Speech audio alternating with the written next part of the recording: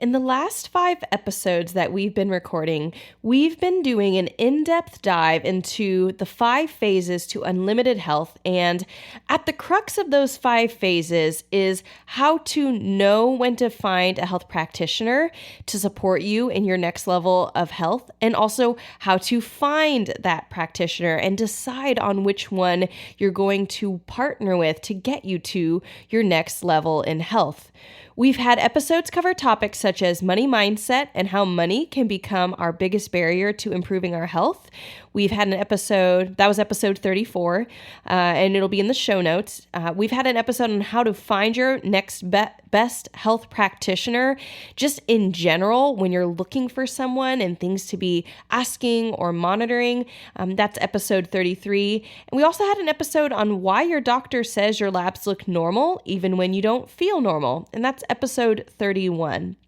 In today's episode, we are specifically talking about how to find a good chiropractor. I interview Dr. Zack Simpkins and Dr. Tygue Arvidson, I don't say his last name very often, from Foundation Chiropractic, a chiropractic clinic that is local to me in Ann Arbor, Michigan, to get the inside scoop on how to choose a chiropractor. Sneak peek, I love Dr. Zack and Dr. Tygue's work. Having a background in medical massage therapy and doing craniosacral therapy and visceral manipulation, I understand how muscles and bones interact, and I am obsessed with how they approach whole body care. They get results unlike any other chiropractor I've ever seen, and they have personally helped me make breakthroughs in my own health and have helped many of my clients make breakthroughs in their health. They have so much wisdom and are so much fun to talk to. They're also our first men who will be joining us on the podcast, which is just so fun. And I hope that today, as you're listening to them, that you pick up on some of the questions that they encourage you as you're interviewing chiropractors to go to, as you are looking on websites, and listen to some of the mistakes that I share about the first chiropractor I went to and how that didn't go so great. I share more about that story in episode 33 on how to find your next best health practitioner. But for today, I just want you guys to feel equipped and knowledgeable on how you can make your next best choice in working with a chiropractor. Welcome to the Better Belly podcast, where we find freedom from food restrictions, we increase energy in our lives, and we begin to feel more healthy and vibrant than ever by finding the root causes of our health problems. My name is Allison Jordan. I'm a marathon runner, functional medicine health coach, certified craniosacral therapist, gut health nerd, lover of Jesus, and owner of Better Belly Therapies, a clinic based in Ann Arbor, Michigan that works with both virtual and local clients to help them achieve the best health of their life. I am here to walk with you on your journey to a better belly and a better life. We're going to go beyond popping a probiotic and just checking out our poop. In this show, we are going to go deep into gut transformation strategies that last for your entire life.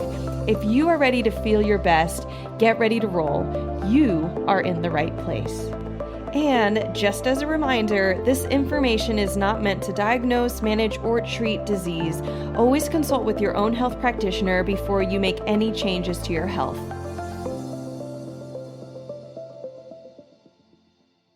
Awesome, guys. Well, I am so excited to invite onto the podcast today our first and our second male guest expert ever. You guys, I don't know if you guys know this, that we've had a lot of ladies onto the podcast, but you are our first guys. So we have on today Dr. Zack and Dr. Tygue, who run Foundation Chiropractic in Ann Arbor, Michigan, which is where my clinic is based. And in 2017, I found Foundation because I was having severe neck pain, severe and unfixable neck pain, which was frustrating to me as a massage therapist in training, a former gymnast, someone who knows a lot about muscles and strength and stretching, and generally how to stop them from spasming. And I couldn't make my pain go away. So that was generally frustrating. And honestly, I came to their office. I don't even know if you know this, Dr. Zack, because I wanted a pillow recommendation. First off, I was clueless about how health worked. And then even to be more honest, I was being cheap. Thankfully, Dr. Zack did me a favor and actually healed my neck from the root up. And I have an amazing neck and honestly, some amazing knees and hips and all these other stuff that he helped me work with because of him. So Dr. Zack and Dr. Tygue, welcome to the Better Belly podcast. Thanks for having us. This is great. You do have a wonderful neck, by the way. Nowadays. It's great to be here, and it's great to be the first two guys on the podium. Hopefully we can keep that 1-2 spot. Yeah. Oh yeah. So I want to start off with, first off, I love your guys' stories. I actually made a pun when I was writing these questions together, and I said, you guys have interesting back stories. Haha. Oh, that was really funny. I read that to my wife, and she's like, why have you never made that joke? Great joke. You're welcome. So I want to tell us, what led you each to your work, and how did you guys end up working together? You want to go first? You go first. I'll go first. I did circuitous route, I believe would be a good way to say it. I was the second person in my family ever go to college. No real, I was homeschooled growing up, and very blue collar, no collar kind of, what we call effort index. So the whole being a doctor thing was a little bit outside my range. But I met a woman who ended up marrying me, which is incredible for me. But she, I knew that I needed to do better. So I just kept looking for better and better and better. So I was an ex-professional rugby player, and I got a contract to play in Australia. Then I came home a little bit beat up, and I was doing concrete. And I thought, well, I hate this. So what's the opposite of concrete? It's chiropractic. So I got an undergrad degree in biomechanics from Wayne State, the minor in nutrition, although I'll never override you on that. That minor is teeny tiny minor. But that's not used too much. And then I got a rugby scholarship to play down at Life University in Atlanta, which is the world's largest chiropractic college. And for 2 of the 4 years we were down there, the best rugby team in the country. So I'm actually genuinely surprised. I knew you did rugby, and I knew that rugby and chiropractic were connected. When you described it to me, you said it was because you broke your body so much. Yeah. But I didn't know, isn't it like an oxymoron to have a rugby team at a chiropractic college? Yes, and yeah. No, it's well, I think one of the reasons we're the best team in the country, one is we were recruiting people and actually paying them. Wow. 2, there was a lot of time not spent on the disabled list. You know, all the minor injuries, and we'd adjust each other before the games, after games. I remember adjusting a guy's knee on the field. Like, he twisted his knee, had an external rotation of the tibiofemoral joint. Shouldn't that's like an unfair advantage, right? And we were at 5'11", 200 pounds. I was like the second smallest guy out there. So we did inflict some blunt force trauma in that sense, hand in hand, right? Yeah, it was kind of it. I broke my back in 2012. I only have 4 lumbar, but a shattered L4, what they call grade 2 spondylolisthesis. Never missed a practice, never missed a game. Probably not a great idea, but played through that. I broke it again about 18 months ago. And he really helped me put it back together in the last year or so. He pointed at Dr. Tygue, just so you guys know.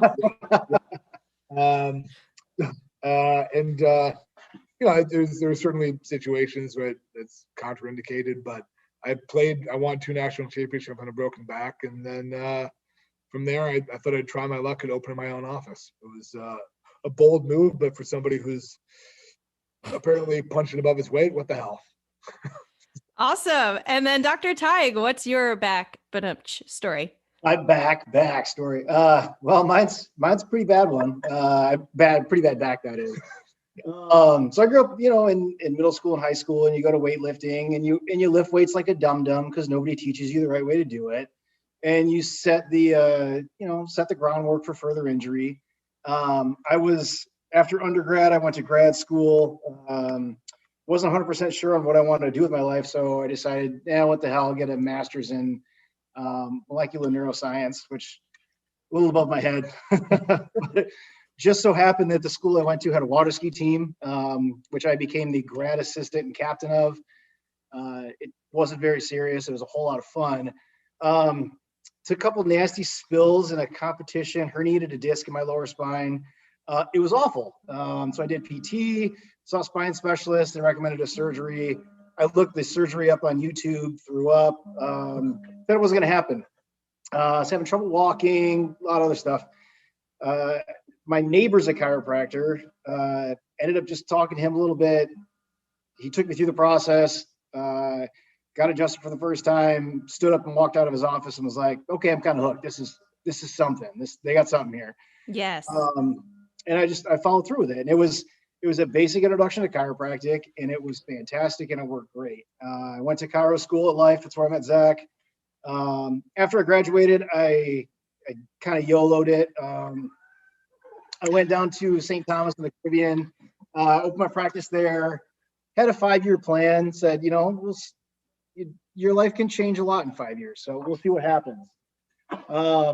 About 2.5 years through, we had 2 really nasty hurricanes. My house was destroyed. I lost pretty much everything I owned. I had a backpack full of some clothes, my laptop, and I had my dog with me. And miraculously, our office and our gym that we built down there were untouched. So I lived the following 2 years trying to figure out how to get back to the States while still owning a business and running it while being semi-homeless, which is weird when you're homeless, but you have a job and you make money, but you don't have a house because it's, destroyed. So yeah, I lived without power for 6 months. We learned to be self-sufficient. I ate a lot of Pop-Tarts and Chef Boyardee and adjusted people, and I had my gym, and that's kind of what kept me sane. I moved back to the States about 1.5 years ago. I just wanted to be kind of semi-retired for a little bit, so I bought a house in Tecumseh. Was just going to work on fixing that up. Started to get bored, and a little thing between Zach and I, whenever I'd be back in the States for continuing education, we'd run into each other. We'd have way too much fun. We'd go to Tigers games. We'd go to this. We'd go to that. We just have a good time together. And I was coming back home from a Lions game with my mom, dad, and my wife. And I was, just scrolling through Facebook, and I can't, what was the wording that you had? So I posted in one of our alumni groups, like people we graduated somewhere around with. As I'd interviewed a few people. I'd been at capacity or near capacity for a year and a half at this point, where it takes 3 weeks for a new patient to get in, which is insane. So I started looking around to hire somebody else to give them an opportunity to be in an office that actually respects them, and you can practice the way that you want, like ethically and with like some professional ethos. And everyone I interviewed sucked. Terrible. Like really bad. I was like, I wouldn't let you move a cat like that. I love cats. That's not fair to cats. No. I know what you're saying though. So I posted somewhere on Facebook, hey, where do you find somebody that doesn't suck? Something like that. Yeah. And so I sent him a message, and I was just like, what are you up? What's up? What's new? And I think I came in, I'd visited here a couple of times, and we just hung out. So I came over, we hung out for a little bit and talked about it and said, hey, let's do some fun stuff together. So since then we had this little speed bump on the road that we've all kind of dealt with for the past, 9-10 months. But he's talking about COVID, guys. I'm talking, no. I'm talking nonsense here. So at this point now we're back to pretty much full-time here at the main office. We have our satellite location open. So we really took this opportunity of being forced to change and forced to evolve a little bit, and we're running with it. Awesome. Well, some of the things that I hope you guys picked up from this call is that first, these 2 gentlemen they're fun, they're amazing. And I'd say we've been having talks about, like, you guys don't know this, but I just recorded an episode and it's actually going to be out by the time this comes out, where we talk about how to find a good practitioner, a good health practitioner. And one of the things that I know I was looking for, like when I was looking for a chiropractor, even though I was sort of looking just for a pillow recommendation, I also went to somebody who ended up being a really bad fit. And you talked about ethical stuff. And I actually talked in podcast episode 33, where I talked about how he wasn't being ethical. He was paying different. He was charging different from cash versus insurance. And when I went to Foundation, you guys were really straightforward and upfront about your prices. And then you had a framework that fit with my understanding of the body and my beliefs. And so, and not just beliefs, but like at that time I was in massage therapy school. I'd done sports for a while, and that's important when you go to find a health practitioner, that they follow up with the things you're looking for. So specifically, I was like, is there a chiropractor out there who actually like muscles hold bones in place? And that was where I was operating from. Is there someone who doesn't just crack you and kick you out? And I find that some people, when I ask them, have you seen a chiropractor, when we're working through some of their symptoms and conditions, and I'm thinking, has anybody ever evaluated you? Has anybody ever, like, have you ever done any spinal health related thing? Because gut health is really linked to spinal health, as I've been learning more and more. And I really actually think some of my gut health stuff actually aggravated my spine, and I had to reverse engineer my spine. More on that later. I don't know if I've even told you that too much, Dr. Zack, but what happens is I end up not being sure how to help my clients find a good chiropractor. And so I really want to invite these two gentlemen on, because I wanted you guys to talk about, first off, what are the things you're doing in your practice that are so effective in getting people results? Like, how would you describe that? I have my way I describe it. How would you guys describe that? Magic. It's all magic. Oh, come on. 100%. Pixie dust. It's yep. Total smokes and mirrors. No, we live in the objective. There's a lot of things that you can do that you can't. I don't know how to say this. That things that the human body is this absolutely incredible carbon-based meat sack of 73 trillion cells that has a self-healing mechanism that is able to be accessed, but from a transparent, ethical basis, you have to be able to start from an objectively true standpoint.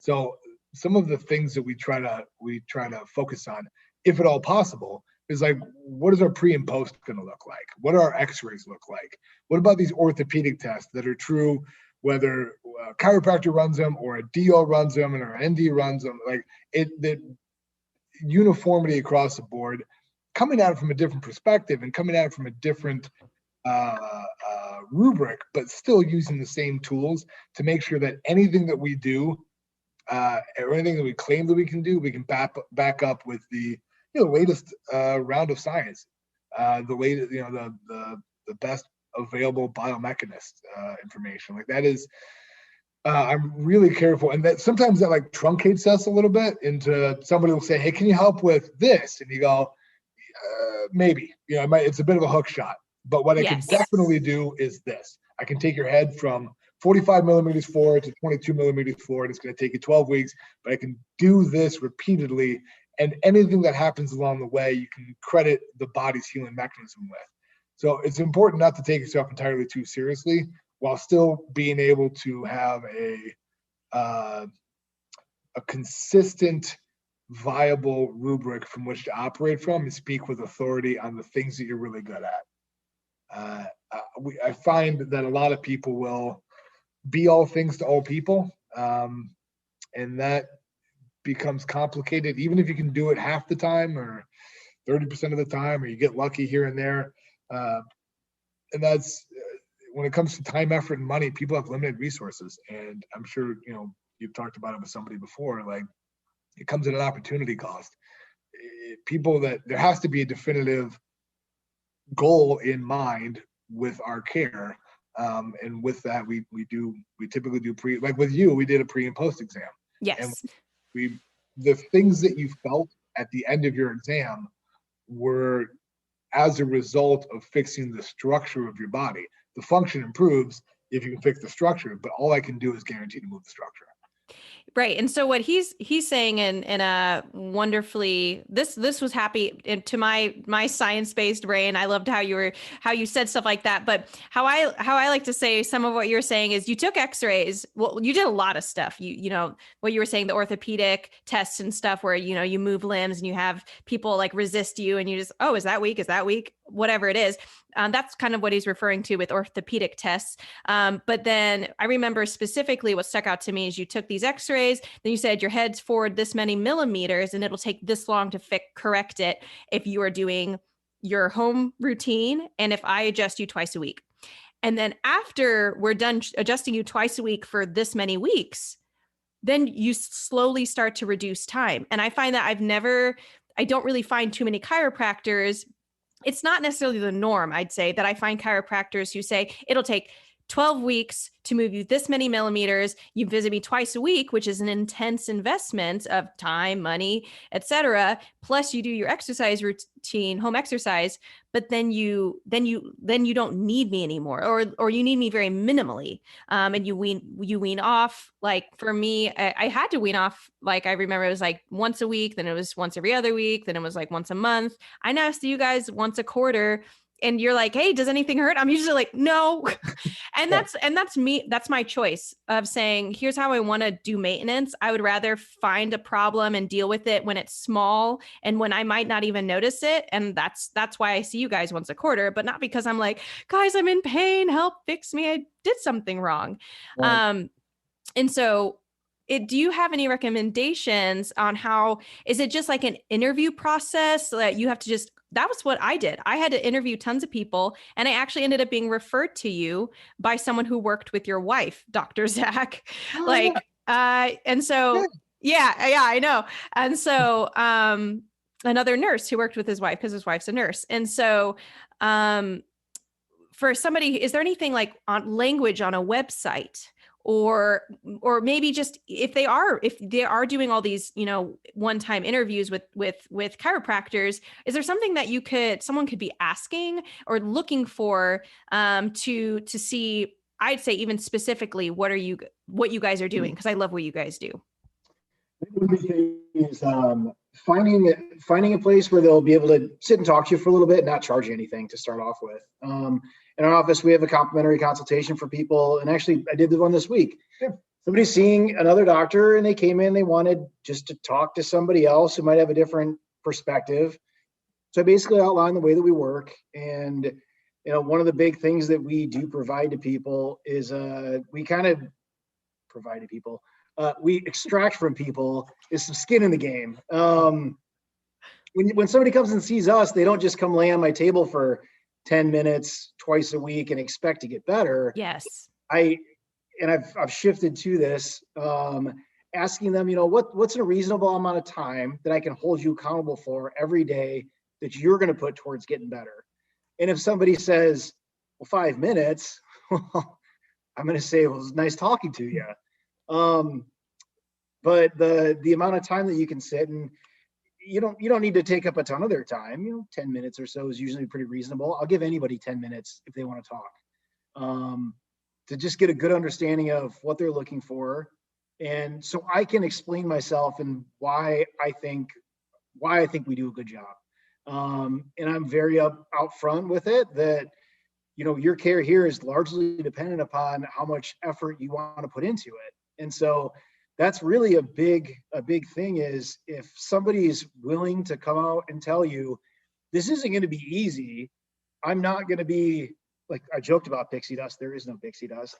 I am not actually a unicorn and he is not actually a cat.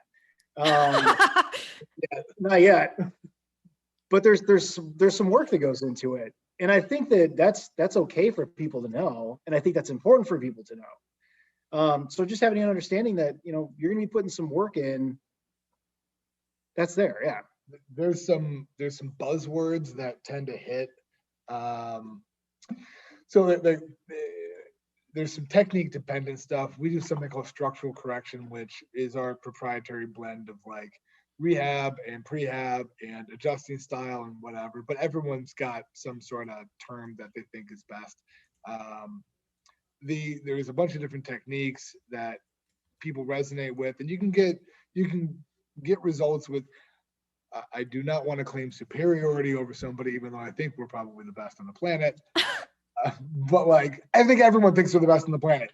So if you look at a website and it is, there's really no mention of personal responsibility, or like rehab or prehab or supportive exercises or ergonomics or biomechanics or athletic endeavors or something like that. Those are red flags for somebody like me. We're a couple of ex-athletes. We're dusty old men at this point, but like no, actually one thing that I was just thinking about while we're talking about this is, if you start looking at these chiropractic websites, admittedly, ours is a little cryptic, I guess. I don't know. It's got the basic information that we need and nothing really more. Because the main thing that we're going to communicate to people is not going to be them reading our website. It's them actually talking to us. So if you look up 10 offices and 9 of them have pretty much the same website with different colors, it probably means something. It might do you well to look at the outlier and say, what are they doing that's different? Because there's how many 100,000 people in Ann Arbor? How many? 117,000 people in Ann Arbor. 90,000 of those are chiropractors. I'm from Tecumseh, so I don't count on that. There's a lot here. There's a ton of, I don't know, other chiropractors, but I don't know. I don't see any competition. It's, there's plenty of stuff to go around. But then we're doing things that are a lot different. And we're practicing chiropractic. We're looking at people. We're working on rehabilitating their bodies. We're not knee deep in other adjunctive procedures that make money, that take time. Can you give us some examples of that? What are you thinking of when you say that? And I don't want us to be talking down these other procedures, but when you say that, I'm actually sitting here being like, I think this is what he might be referring to, but yeah, I don't know. What do you think? We're not weight loss doctors. Yep. We're not selling laser packages. We're not selling decompression packages. And not to say that those things aren't good. That's just not what we do. Yeah. I have 2 hands. I have 2 little instruments that sometimes I use, and I have a table and an X-ray machine. Yeah. And, some other people, but and a lot of and then the papers that tell you what exercises to do. Yeah. So we got a pretty robust, and it's always growing. It's we name our exercises pretty stupidly, but I gave out an exercise today called the double arm robot pizza cutter. My favorite. It's because we made it up. Somebody's serratus anterior wasn't turning on, which is causing the scap retraction. So we looked around at what tools we have, and we played around with Swiss ball and made it up. It's there's 2 basic types of practices in any medical field, or any health field. It's the practitioner focused and the patient focused. The doctor focused practice is somebody walks through the door and here's what I sell, here's what you're going to have. And I think what we certainly try to run a patient-centered practice. If somebody wants some voodoo, we can't give it, but if there's somebody that will, and that's okay. But the patient-centered practice is, how do we bring you into the fold? How do we remove the mystique of the doctor-patient relationship so that it is a partnership with a shared responsibility with adjunctive, ergonomics, biomechanics, how you sleep, how you sit, how you use your technology, how you drive, all of the things that are causing this, which are not necessarily our responsibility, but we are your doctor and you asked us to fix a problem. So the reason we spend 10 minutes with patients, which doesn't seem like that long until you look at the average chiropractic appointment nationally, is 114 seconds.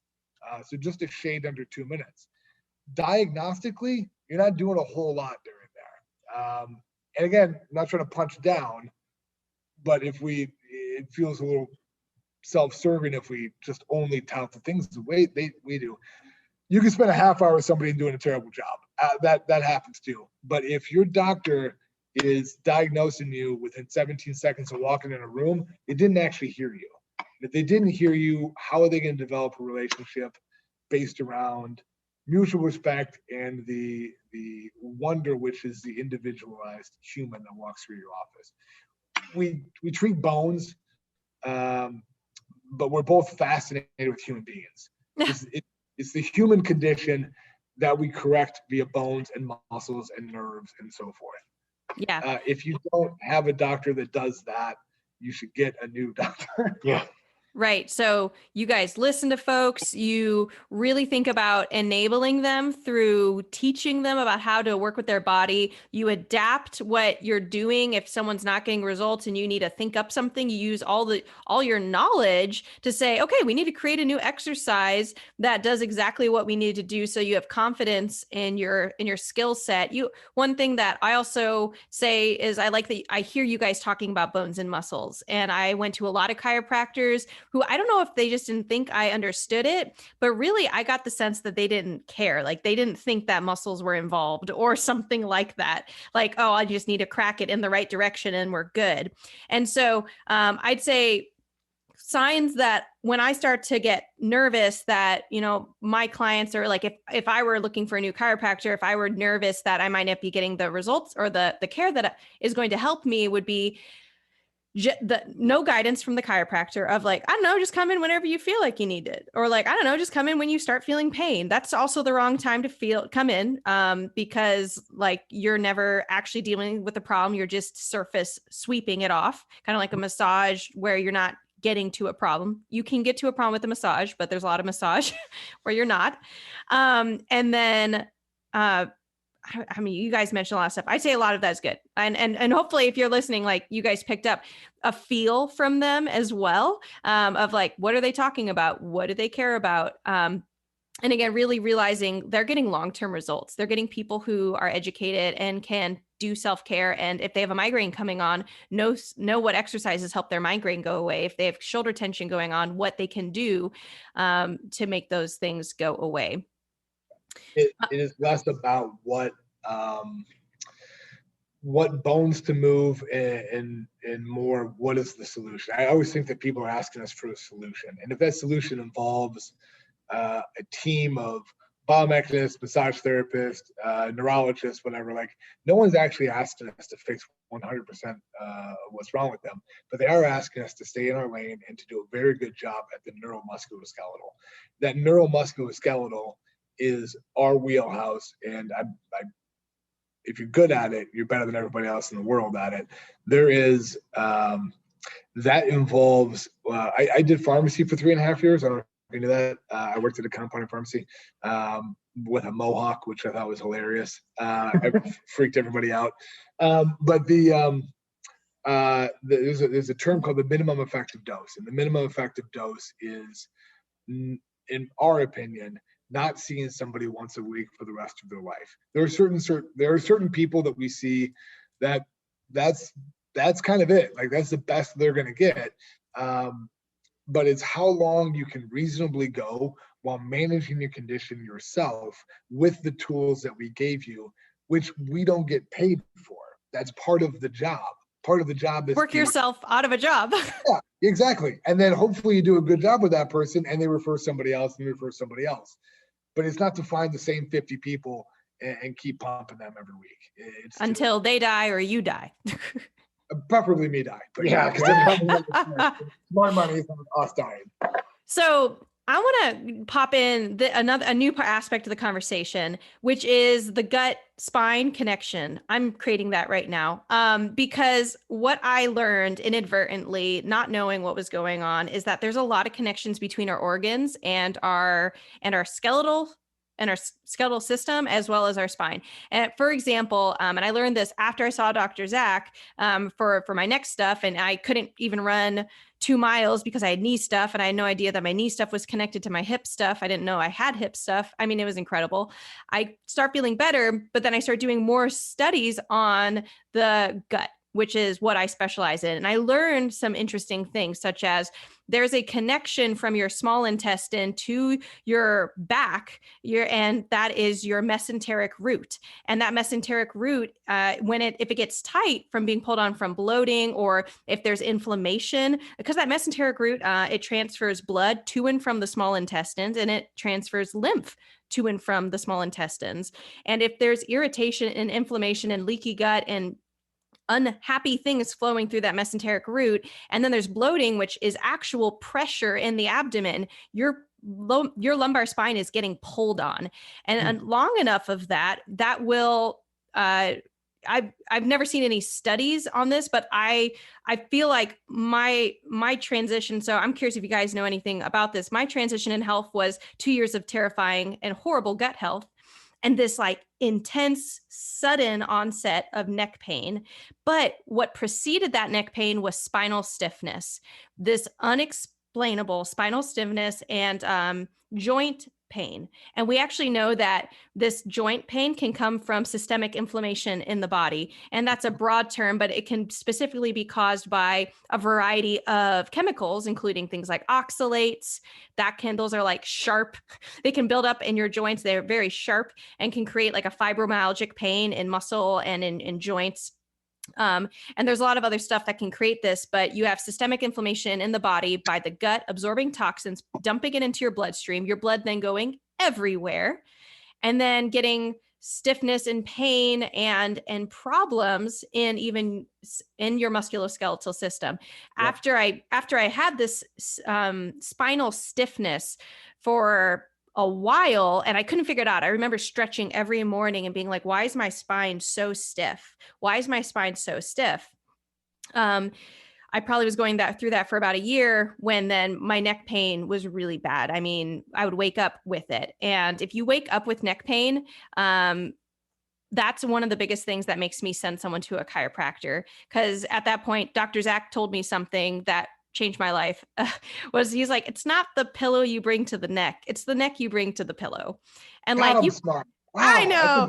I don't remember that at all, but I said that. That was a good you did. You did. I'm gonna use that. All right. You should write that down somewhere. Yeah, could you write that down for us? I say to my clients all the time, and the thing is like, sure, your pillow can exacerbate a bad neck. And some pillows are definitely not helpful to maintaining healthy necks. Sure. But like, more than anything, your pillow's not going to fix your neck if your neck's already not in a good spot. And so I see this transition of inflammation in the gut, really bad problems, lots of pressure systems. There's a pressure system thing going on where, and I'm giving you guys some science because if you're having spinal problems and GI problems, like this is important. Like your abdomen is supposed to have a positive 15 pressure system. And then your thorax, where your lungs are supposed to be negative 15, should actually be opposites. And when if you have problems in your thorax, so if you have had pneumonia or honestly, COVID, think about anything that asthma, your thorax is going to have its pressure system will be off. So you're breathing, you're going to have to work harder to breathe. Your intercostal muscles will have to work harder. And that will affect your GI system. But then also if your GI system has a lot of pressure in it, they've actually found up to 60, like they'll take actually not even 100% how they did this, but in the abdomen, they found for people who have like ulcerative colitis up to 60 pressure system in there. And that's compared to water. So they're comparing it to water pressure. Atmospheres? What? Not atmospheric pressure, water pressure.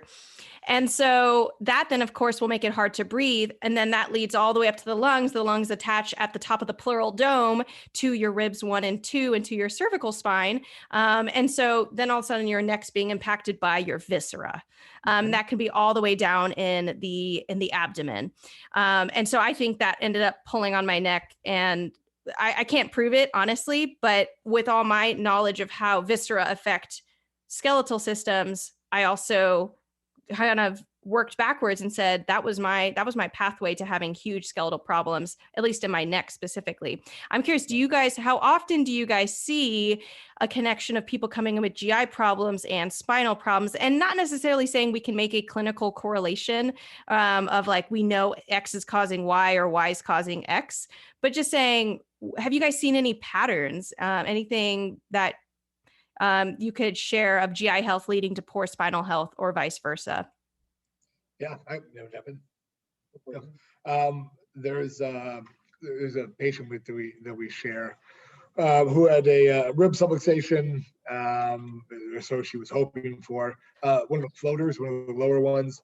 Ended up being gallbladder issue with referred pain, and that's when she got sent over to you, and you've been working with her, doing wonderful work for quite a while on her. But there's I tend to see most of the excuse me, going full rasp here. I tend to see most GI problems, or not most GI. I see most notably GI problems manifest in the secondary muscles of respiration, like you said, scalenes up near the base of the neck or the nape of the neck, scalenes, platysma, SCM, which are all like on the front and on the side, as well as the floater ribs, like 8, 9, 10, 11, somewhere around there, because they don't have a tremendous amount of stability. Now, those are the secondary muscles of respiration, are the things that when you're breathing heavy, pull the ribs out from there. But they're supposed to be fairly dormant most of the time because you're not running 22 hours a day. Well, I'm not. I'm not running 2 hours a day, Yeah. but or a week, I just don't run. We don't run. But the idea would be, it would cause like a low level regional inflammation at what they call the thoracolumbar junction, somewhere around T10 to L2. And that's where the mesenteric root attaches to, if I remember from A&P. I think it pulls on T9 to T11. And that's more or less the spring of the low back. So it's 6 inches, 8 inches above the low back, like the belt line, and about 4 inches below, depending on how tall you are, below the shoulder blades when they sit. And that area gets beat to hell when we're sit down looking over a computer. Now, there's certainly like an ergonomic and a musculoskeletal explanation for that. But if you're doing the exercise we told you, and you better, and we're adjusting it, and our x-rays are showing it, and you're not improving within, like a mild to moderate improvement within 4 to 6 weeks, we got something else at play here. There's enough people, something like 70% of people in America have some sort of gluten or dairy intolerance, whether it's on some sort of spectrum in there. I know that's kind of a catch-all answer, and I don't want to be reductionist to your expertise, but like, people eat like garbage and sit all day long. What do you think was going to happen? So the thing that we see, like, change the way you sit, change the musculature, get a neuromuscular reeducation, start creating some mobility from there. But in a very short amount of time, in the absence of degenerative disc disease or arthritis, they're going to somebody like you, and that's our referral mechanism. Again, we'd like to think we're good at our job, and if we're banging our head against the wall and the patient's actually doing what we tell them to do, which, if they're actually doing what we tell them to do, then they need a deeper look at the viscera, and they need a deeper look at their gut health. And that's where somebody like you would come in and unequivocally co-manage the visceral symptoms that we're just not equipped to handle. I'm interested. Interesting. I don't think we're so interested. Either one, take your pick. It's just outside the normal wheelhouse, It's outside of what we handle and what we're. I can't say like handle with our eyes closed, but handle with our eyes closed, basically. We work through a lot of stuff. The people that we see, everybody comes in with some sort of musculoskeletal pain. Percentage of that has to do with other connections to things like the GI system, significant. Like, it's more than one. Yeah, you mean more than one cause. Is that what you're saying? Oh, yeah, definitely. And that's not to say that only treating one thing or only treating the other thing is the path to wellness for somebody. It's sometimes you have to have the conversation with somebody that there's more than one thing going on here, and that's okay. And I think as I was looking through, like the preface questions, so I might jump ahead with one of them. It's I can't fix everything all the time, and I'm okay saying that, and I'm pretty sure Zach's okay saying that, because I don't want that responsibility, number one. But also I understand, like I can move. You have 206 bones in your body. I can move probably every single one of them, and that includes the ones in the skull. Plus teeth. I can move your teeth around too. But we prefer not that kind. No. They don't move back. But no, they just, our dentist friends don't say that. We send them to the orthodontic friends. Move them once. But yeah, we stay in our lane, and we know who we're carpooling with. Yeah. So, and I hope what you guys take away is like, as people are coming to us practitioners, I'd say maybe not every practitioner, but Dr. Zack, Dr. Tygue, we're trying to figure out what is going on. Is it in our wheelhouse, and what can we do that is in our wheelhouse that helps someone, even if maybe it's not 100%.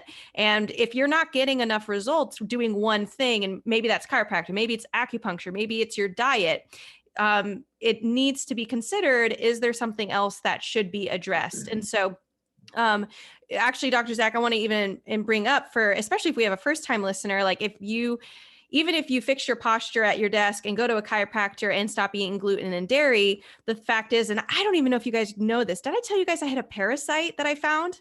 You did. Okay. Yeah. Dr. Tygue doesn't know, but yeah. And so I'm pretty sure that I found that I got in 2015 on a trip to India, because my symptoms showed up 3 months after that, which would be about the time. I mean, it could be give or take. It could happen faster or longer, but right.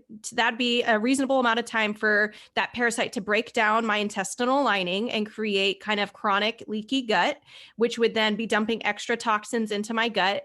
And suddenly I'm sensitive to new foods, and I'm not sleeping as well. That was my second.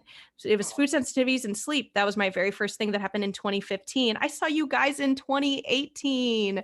Like it was forever, because I was trying to manage just diet, just with, a doctor, and you guys are men, but I've shared it on the podcast a lot. I lost my period, and that's hormones, is like hormone imbalance will happen from gut imbalance. And hormone imbalance can even affect your musculature, like having, not enough estrogen affects the elasticity of women's skin and connective tissue, and bones and things like that. So just really interesting things that if one thing isn't working for you, really consider, like if just the chiropractor isn't working, you could be getting pain from, you even mentioned gallbladder related pain. There's kidney related pain. And sometimes it's not showing up in the typical way. And your doctor will say, oh, you have kidney related pain. They do a test and the test is fine. You can have still suboptimal kidney function, especially when you think about fascia around the kidney,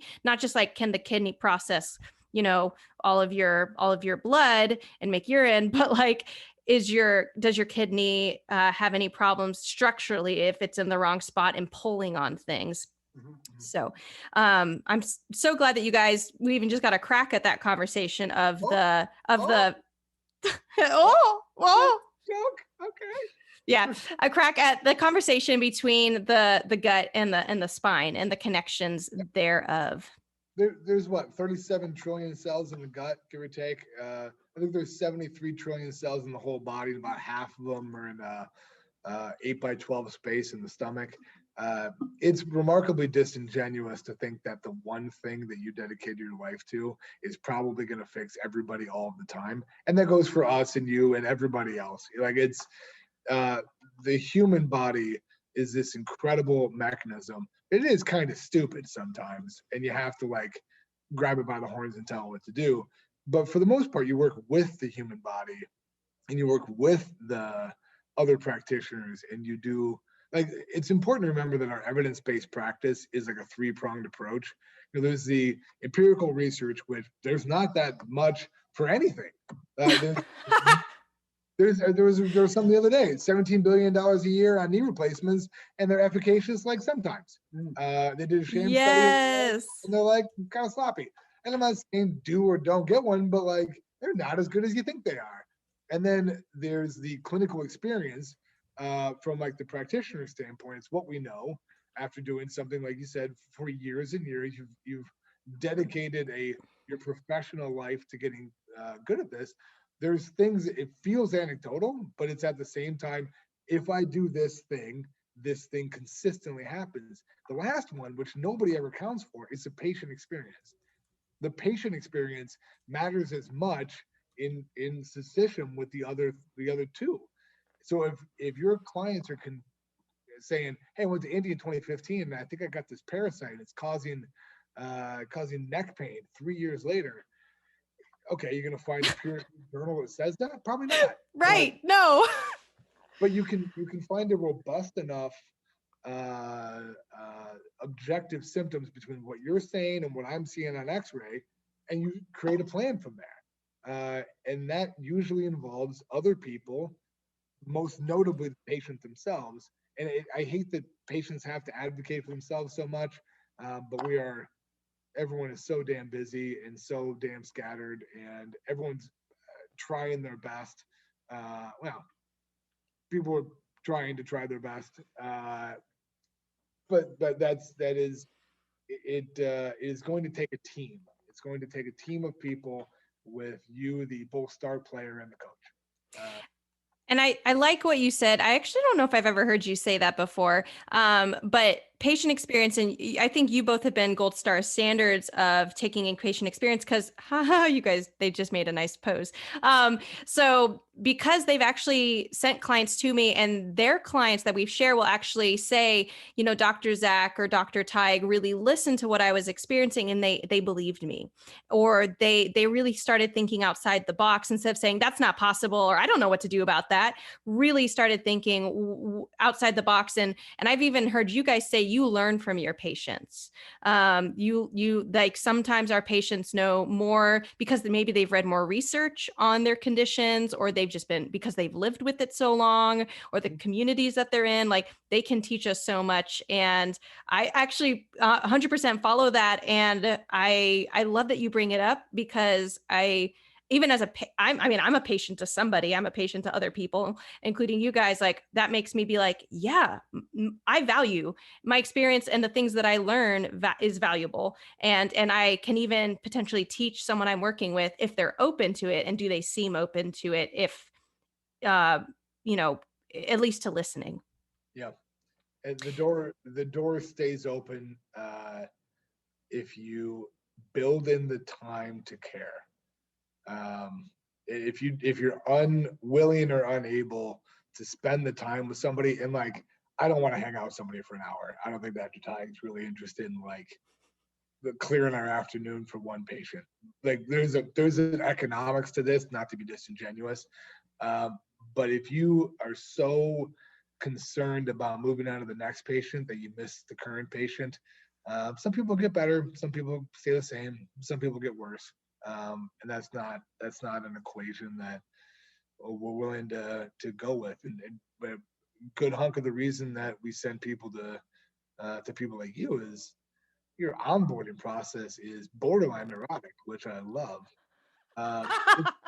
It's extremely thorough. It's a lot of questions, and everyone always comes back and they go, "She asked like a lot."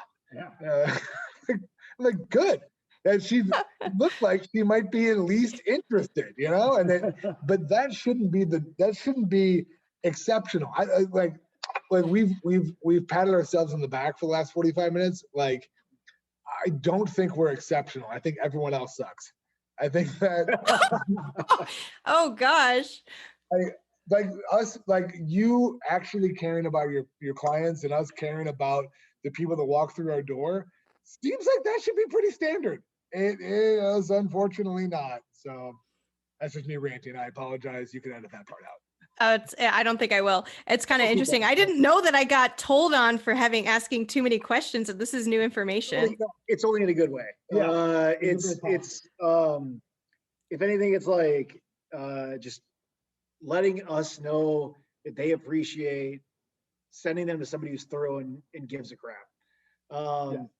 Cause oh shoot, I can't tell you how many times in the past month I've had exams where I finish. And my big thing when I'm done with my first exam with somebody is, do you have any questions for me? The biggest thing I want you to understand today is there's a reason that you feel the way you do.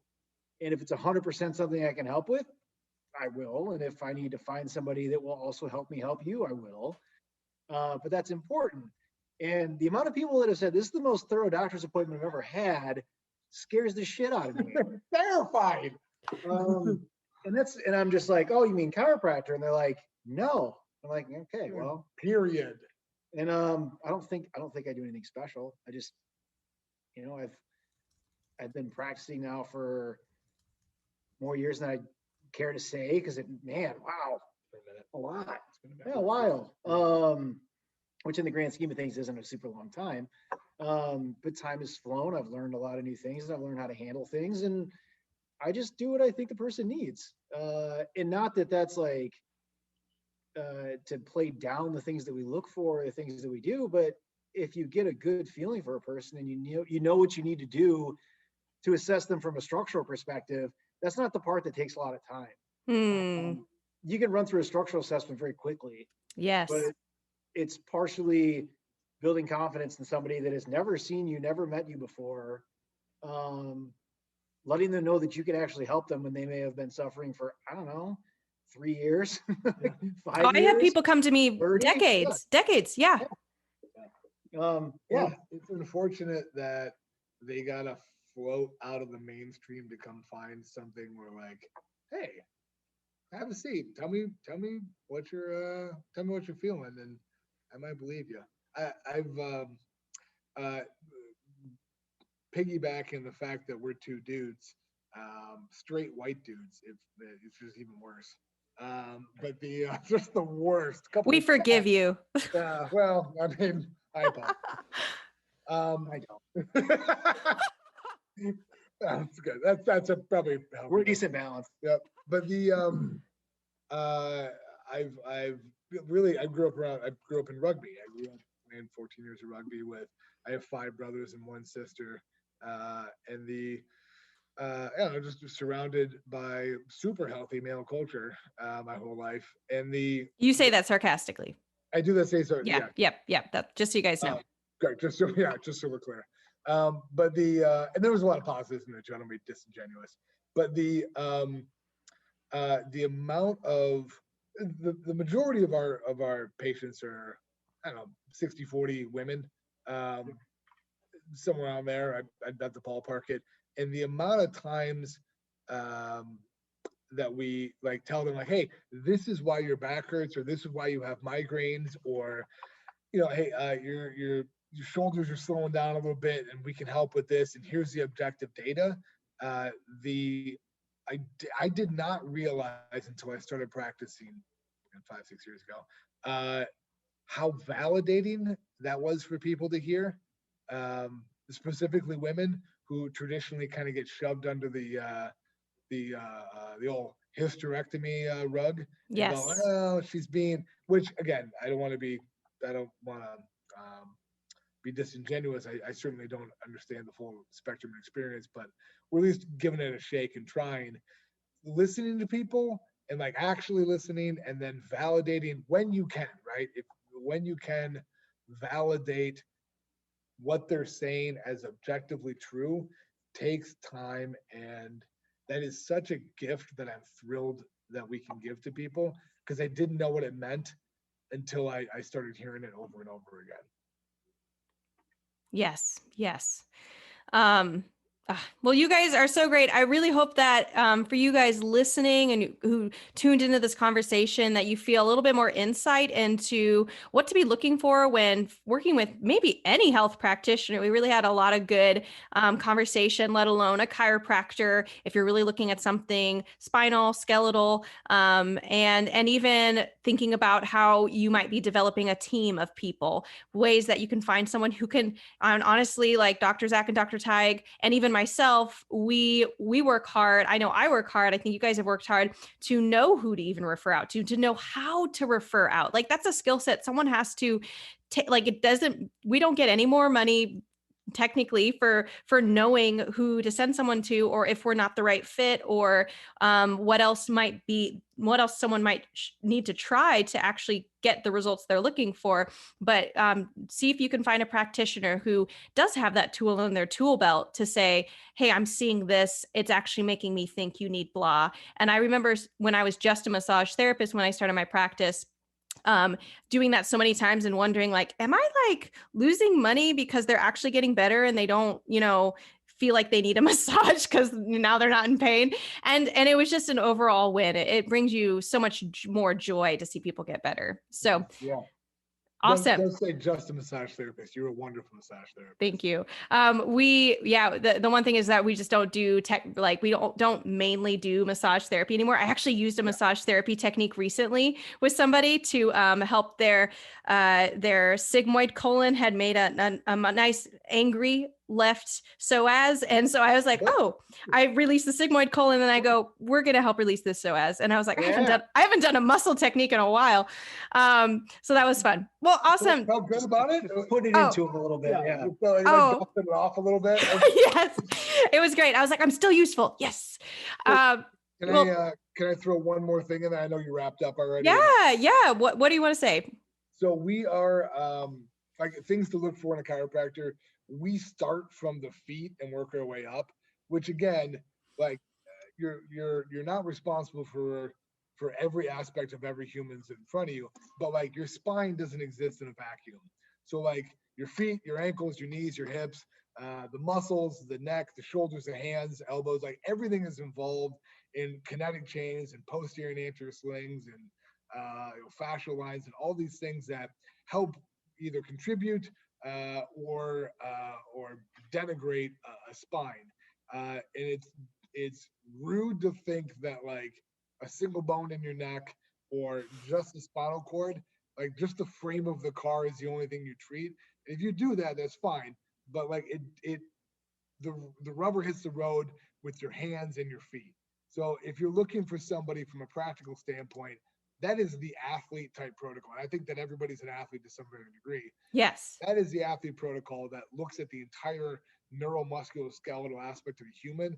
And so if you're asking questions about a potential chiropractor or a practitioner of anybody, like, do they care for the entire system? Or are they looking at a select couple of bones and then hoping that everything emanates out from there? Okay. And what he's saying is, select couple of bones is just typically chiropractors might like just look at the spine, or then there's even some practitioners who like just do the atlas. So like one bone. And then, but what they do, if you're a client or a patient, when I go in, like you do my toes, you do my ankle, you do my knee, you do my tibia, like you check out everything and make sure that things are working the way they should. And it's interesting because, that actually even brings to mind the fact that viscera can actually create problems in all the way down to the feet, where you see that discrepancy in, I have a shorter leg. Well, all that's saying is that somewhere higher up in the body, your hip, usually the hip is that flexion point. I don't like that word, but inflection point. Yeah, inflection point where the feet start to really change. You can change that heel. And so is it something muscular going on at the hip? Is it something going on in the lumbar spine that's twisting something? Or is it, I didn't have the joy to do this myself, but I watched somebody who does visceral manipulation. Actually, in Italy, it was a virtual training. He had someone who came in who had who was done with COVID, but had it and was having all these symptoms. It was all in Italian when they were talking, so I don't remember the symptoms, unfortunately, but he did an analysis of him viscerally, and they found that between the second and the third rib on the right side, there was a pleural restriction where the pleura had attached itself it was sticky, it was stuck. There was an adhesion to the actual rib cage. And so he released that, and he had this was on the patient's right side, I wonder if I said left just now, but it was on the right side, and his right leg, you actually could see before he did this change, that right leg was higher than the left leg. It was quote unquote shorter. He released that second, third rib restriction, the adhesion of the lung pleura to the rib. And when they went to did the evaluation, that right leg had dropped back down and was at even length with that. And so, not to say everybody needs a second and third, pleural release from their rib cage, but it can be bony, muscular, visceral, that reasons that you're having other problems like feet problems, knee problems, and they adjust everything. They're saying when you get a chiropractor, really look at someone, are they looking at the whole frame, up the body and down? That's what we're saying. Okay, awesome. Yeah. Great. Yeah. I'm translating a little because I'm like, oh, if I weren't you guys, I wouldn't know what you just said. So Because we're nerds, right? You are nerds. And Jock nerds. Jock nerds. Yeah. That's why people are so fascinated. No. So Dr. Zack, Dr. Tygue, thank you so much for being on the Better Belly podcast. You guys have been so helpful, and I am so excited for all of our listeners to be able to hear all of this. Thanks for having us. It's been a good time. Where do we pick up our check? What is that? Whoa. They're just like loading this up. I should expect this. No, actually, what I should be asking you is where can people find you online if they want to stalk you a little bit? If someone is in the Ann Arbor, Metro Detroit region, I don't know how far people want to travel. If someone wants to work with you further, how can they find you? We're more like a speakeasy. We try not to be found. It's kind of this fun pop-up thing we're doing. Definitely don't look at our Facebooks. Don't do that. What's our website? Foundation MI, which is Michigan. Yeah. .com. I believe /HTTP, but I'm not sure. No, I don't think so. Just Just Google Foundation Chiropractic Ann Arbor. We're on Plymouth Road, in the Plymouth Road Mall, next to some other great places. And we have a second location, which is a hilarious time to open a second location in Applied Fitness Solutions, which is down the street a couple miles. Give us a shout. We'll answer any of your ridiculous questions. We'd love to. Awesome. Thanks, guys. Thanks, Allison. Bye. Was that episode amazing or what? I am still laughing from some of the good time we had and the jokes, and they definitely joke more than many of our other podcast guests. If you love this episode, first off, I'm so glad you're here and you are listening with us. I encourage you, we have so much more coming down the line, so subscribe so you never miss a beat. And take a screenshot and share this with a friend if you thought of somebody while you were listening to this episode. I cannot count how many times someone says, when they find out that I'm a gut health therapist, I know somebody who needs you. And in this case, maybe somebody who's got some spine and joint pain as well. So send that friend a love note to their gut and body, and do us a favor and pass this podcast along to them. Other ways that you can support us is by leaving a rating and review in Apple iTunes, which we have linked in our show notes. That is a great way for other people like you to get this information and be more equipped in their body and in their health. Other ways that you can stay in the conversation is by following us on Instagram at Better Belly Therapies.